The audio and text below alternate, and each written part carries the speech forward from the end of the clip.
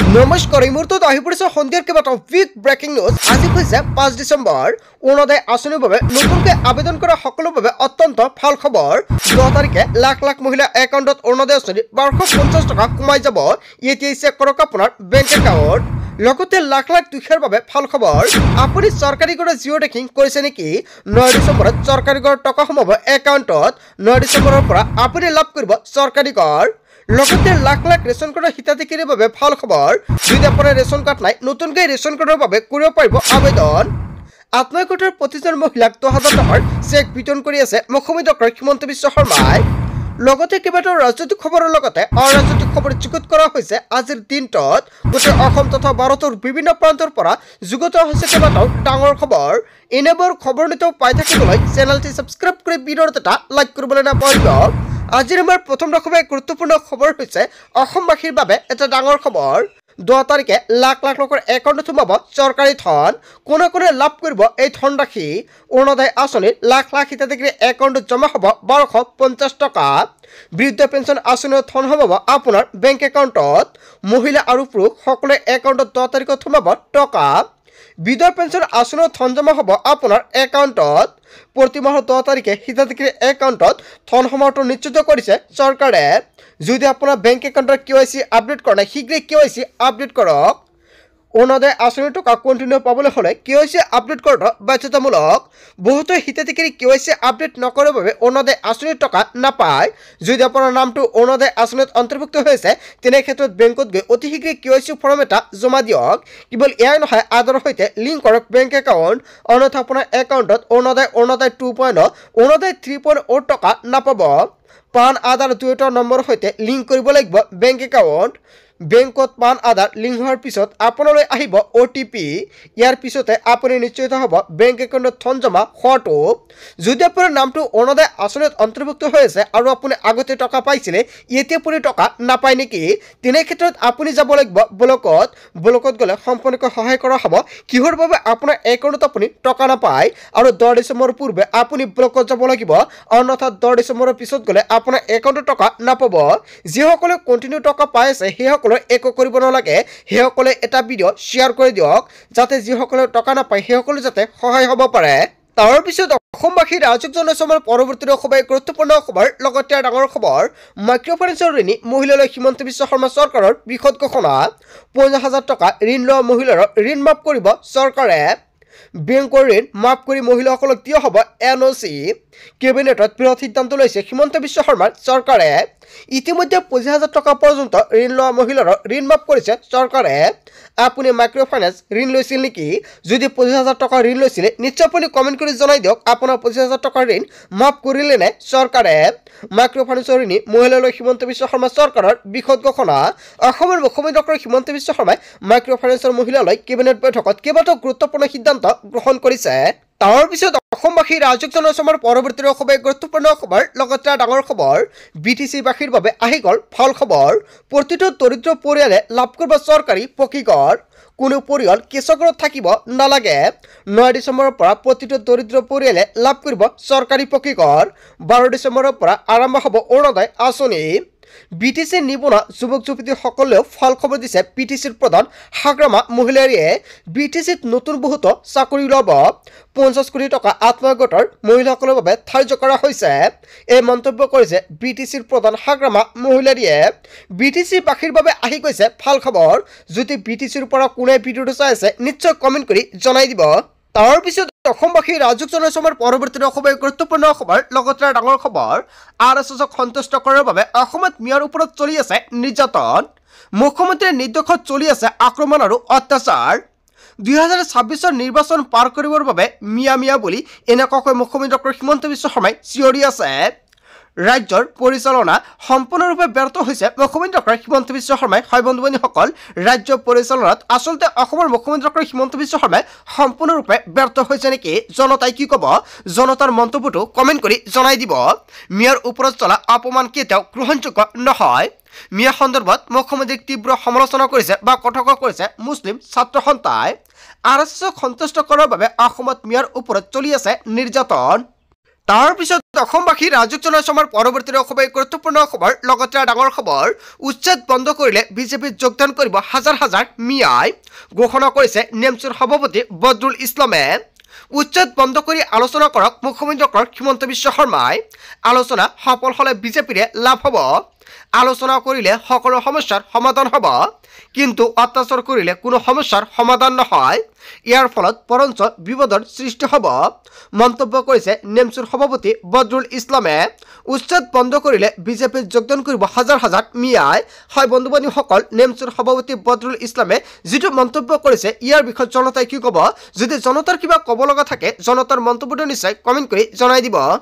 তাৰ পিছত অসমবাসী ৰাজুক জনাইছে আমাৰ পৰৱৰ্তী খুবেই গুৰুত্বপূৰ্ণ খবৰ। লগতে ডাঙৰ খবৰ, 500ৰ পৰা 1000 টকাৰ বিনিময়ত ল'ৰা ছোৱালীক প্ৰতিবাদত বহাইছে। EFCA আঁচনি দিবলৈ ক'ত পালে ধন? যিয়ে ধৰ্ণা দিব ওলাব তেওঁলোকক 500ৰ পৰা 1000 টকা দিয়ে EFCA ধৰ্ণা দিবলৈ আঁচনি ওলাইছে। BTC-বাসীয়ে যে ৰিজেক্ট কৰিছে সেইটো EFCA মানি ল'ব পৰা নাই। জনজাতিকৰণৰ ক্ষেত্ৰত EFCA আৰু UPPL ব্লেকমেইলিং কৰি আছে। 6 জনগোষ্ঠীক জনজাতিকৰণ দিয়াত আমাৰ কোনো আপত্তি নাই। 500ৰ পৰা 1000 টকা হাজিৰা দিয়া ধৰ্ণা কৰাই আছে। জনজাতিকৰণৰ বাবে আমাৰ লগতে EFCA NOC দিছিল আৰু আমাৰ আগতে NOC দিছিল বুলি মন্তব্য কৰিছে হাগ্ৰামা মহিলাৰীয়ে। EFCA BTCত আকৌ শাসন কৰিব বিচাৰিছে। BTC অশান্ত কৰাৰ ব্লুপ্ৰিণ্ট তৈৰি কৰিছে সেয়া আমি জানো। BTCৰ চিফ হাগ্ৰামা মহিলাৰীয়ে কৰিছে ডাঙৰ ঘোষণা। তাৰ পিছত অসমবাসী ৰাজুক জনাইছে আমাৰ পৰৱৰ্তী খুবেই গুৰুত্বপূৰ্ণ খবৰ। লগতে ডাঙৰ খবৰ, 20 ডিচেম্বৰত দুদিনীয়া কাৰ্যসূচীৰে অসমলৈ আহিব প্ৰধানমন্ত্ৰী নৰেন্দ্ৰ মোদী। বৰঝাৰ বিমানবন্দৰত নৱনিৰ্মিত টাৰ্নেল উদ্বোধন কৰিব প্ৰধানমন্ত্ৰীগৰাকী। ভাৰতৰত্ন গোপীনাথ বৰদলৈ প্ৰতিমূৰ্তি উন্মোচন কৰিব প্ৰধানমন্ত্ৰীয়ে। নামৰূপত এমনিয়া ইউৰিয়া প্ৰকল্পৰ আধাৰশিলা স্থাপন কৰিব।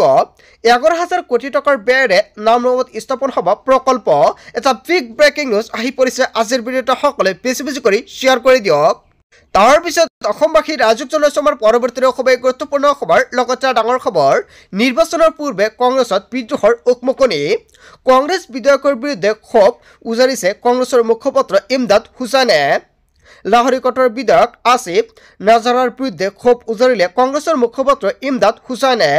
গৌৰৱ গগৈৰ ঘনিষ্ঠ আসিফ নাজাৰাৰ বিৰুদ্ধে সমষ্টিৰ উন্নয়ন নকৰাৰ অভিযোগ খোদ কংগ্ৰেছৰ বেটি লাহৰিকটতে কংগ্ৰেছৰ মুখপাত্ৰ ওলাই আহিল কংগ্ৰেছী বিধায়কৰ বিৰুদ্ধে।